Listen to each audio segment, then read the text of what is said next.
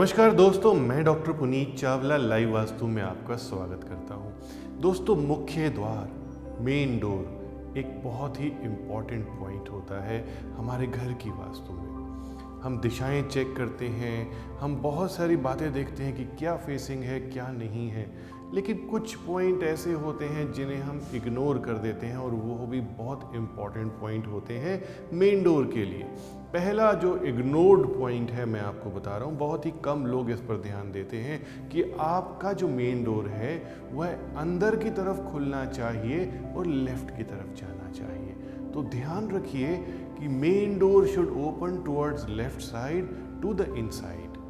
आपने इस पर ध्यान देना है क्योंकि यह एक इम्पॉर्टेंट पॉइंट है। ऐसा ना करने से आपके घर के अंदर जो एनर्जी ट्रेवल करती है वह ठीक से ट्रेवल नहीं करती।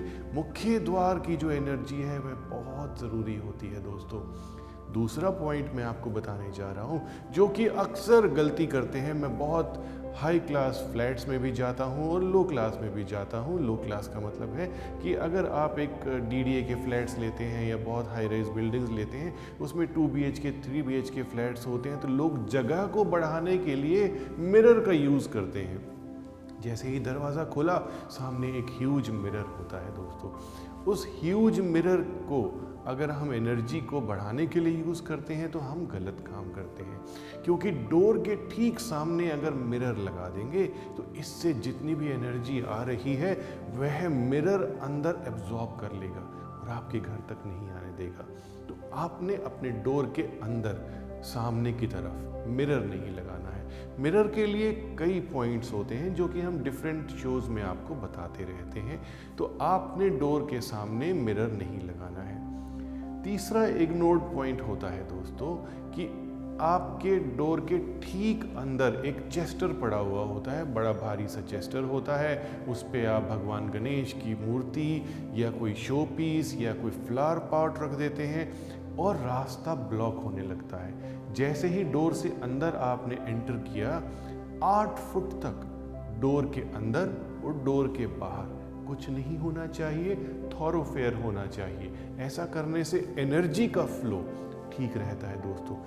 पॉजिटिव और नेगेटिव दो ऐसी एनर्जीज होती हैं दोस्तों जिसे हम सेंस करते हैं और मैनेज करते हैं। नेगेटिव ज़्यादा होने से पॉजिटिव कम हो जाती है और वही एनर्जी नेगेटिव बढ़ने लगती है, क्रिएट होने लगती है। तो इन चीज़ों से आपकी जो एनर्जी है नेगेटिव हो जाएगी, इसे मत कीजिएगा। इसके बाद एक लास्ट इग्नोर्ड पॉइंट मैं आपको बताने जा रहा हूँ। बिल्डर फ्लैट्स में यह चीज़ मैंने हमेशा देखी है कि आपका जो मेन डोर है, जो आपकी चौखट है, वह सीढ़ी के नीचे आ जाती है। ऐसा अगर होता है तो आपका मेन डोर हमेशा स्ट्रेस में रहता है, कदमों के स्ट्रेस में रहता है। बिल्डर्स फ्लैट बनाते हैं, फ्लोर्स बनाते हैं, एक प्लॉट लिया जाता है, उस पर 4 फ्लोर्स बना देते हैं।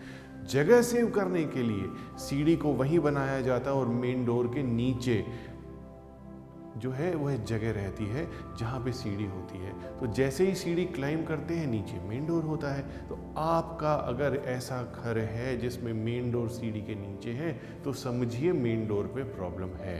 आप वास्तु एडवाइस लीजिए और इन सब चीज़ों को, दोष को दूर कीजिए। अपनी लाइफ से वास्तु को दूर मत कीजिए, नहीं तो आपकी किस्मत से सुख दूर हो जाएंगे।